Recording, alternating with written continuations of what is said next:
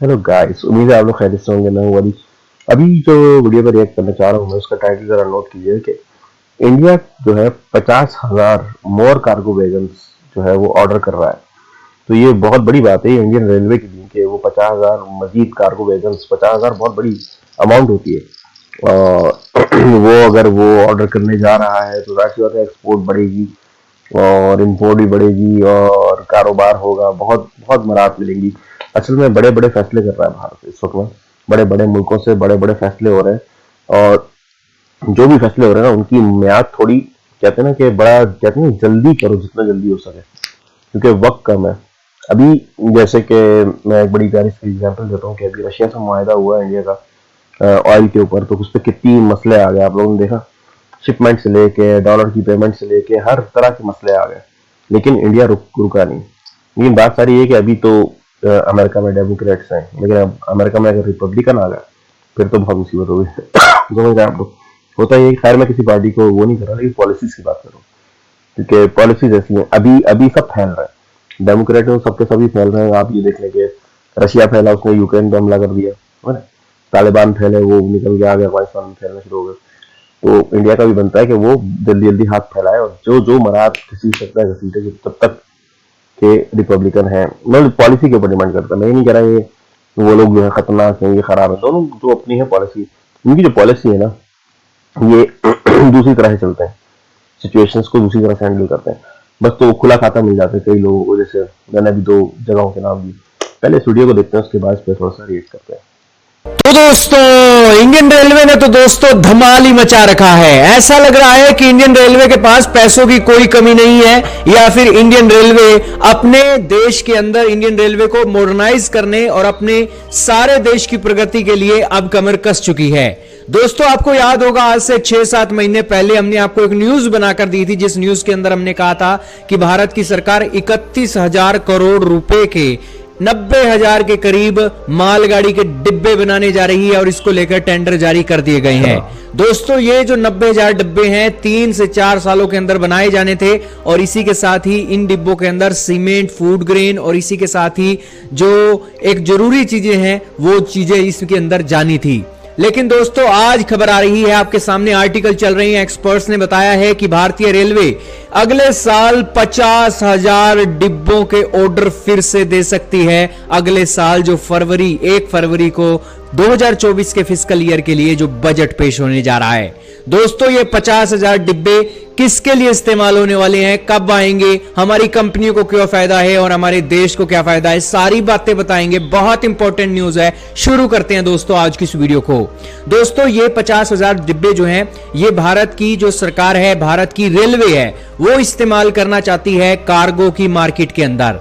दोस्तों, आपको पता ही है कि बड़ी बड़ी शिपों के अंदर कार्गो को लादा जाता है और वहां उन शिपों के जो कार्गो है वो सामान पूरी दुनिया के अंदर जाता है। लेकिन देश के कोने कोने से ये जो सामान है इन ट्रेनों के जरिए ज्यादा से ज्यादा एक शिपों के थ्रू एक पोर्ट पर पहुंचे, इसको लेकर ये काम तेजी से हो रहा है। बिल्कुल, पहुंचे भी और लेके भी आए, दोनों काम ये इंशाल्लाह निपटा देंगे। हमारी इंडियन रेलवे के पास दोस्तों बहुत से समय से एक डिब्बों की कमी थी, और वही कारण है कि 90,000 डिब्बों का ऑर्डर हमने दिया था, और वो जो ऑर्डर है कंप्लीट होना था 3 से 4 सालों के अंदर, और वो ऑर्डर जब कंप्लीट हो जाएगा तब ये 50,000 वैगन के जो डिब्बे हैं 2027-28 के अंदर सप्लाई होना शुरू हो जाएंगे।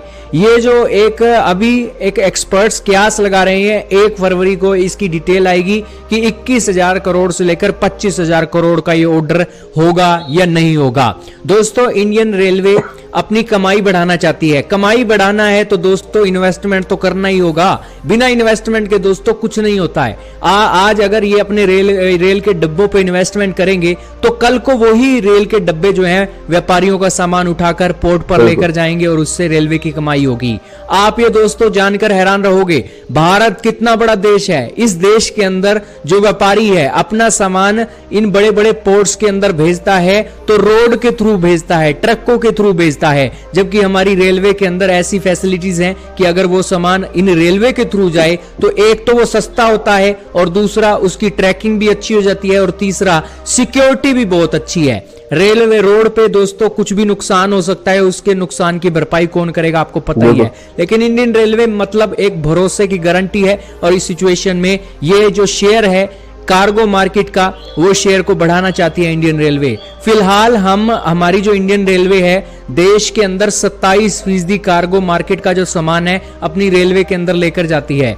ये 50,000 डिब्बे आ जाएंगे तो ये जो शेयर है 50% तक पहुंच सकता है। जबकि दूसरी ओर जो हमारे व्यापारी हैं वो रोड के थ्रू सामान भेजते हैं और उस सामान के चलते 60% कार्गो मार्केट का हिस्सा रोड के थ्रू जाता है। तो इससे आप अंदाजा लगा सकते हो कि इंडियन रेलवे एक तो अपनी कमाई के ऊपर फोकस कर रही है और इसी के साथ व्यापारियों की क्वालिटी और वर्ल्ड लेवल के स्टैंडर्ड स्टैब्लिश करने के ऊपर काम कर रही है। दोस्तों, इसका दूसरा फायदा हमारी बड़ी बड़ी कंपनियों को होगा।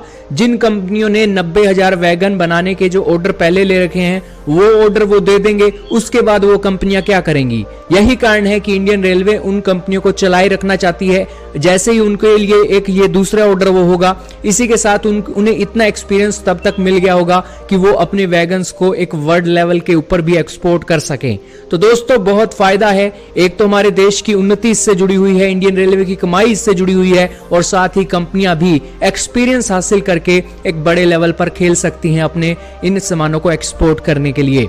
इसके अलावा दोस्तों, जो बजट के ऊपर बातें निकल कर आ रही हैं कि इस बजट के अंदर इंडियन रेलवे 1 लाख किलोमीटर के रेल ट्रैक बनाने जा रही है और इसके अलावा 4,000 किलोमीटर के नए रेल ट्रैक भी इस फिस्कल ईयर के बजट में आ सकते हैं। दोस्तों, इंडियन रेलवे का जो बजट है बहुत खास होने जा रहा है। इंडियन रेलवे की कमाइयां भी अच्छी हो रही हैं। हाल ही में एक रिपोर्ट भी आई थी कि हमारी इंडियन रेलवे ने, जो आप कहते हैं ना कि बिना टिकट के यात्रा करने वाले यात्री होते हैं, उनसे फाइन लगाकर ही 106 करोड़ रुपया वसूल लिया है। तो दोस्तों, इंडियन रेलवे की कमाई में कोई कमी नहीं है और इंडियन रेलवे के पास आज अपना काम वो अगर बढ़ाते हैं तो उस काम के बढ़ाने की एवज में उन्हें फिक्र करने की जरूरत नहीं है कि यहां पर उन्हें कोई फैसिलिटी कोई यूज नहीं करेगा।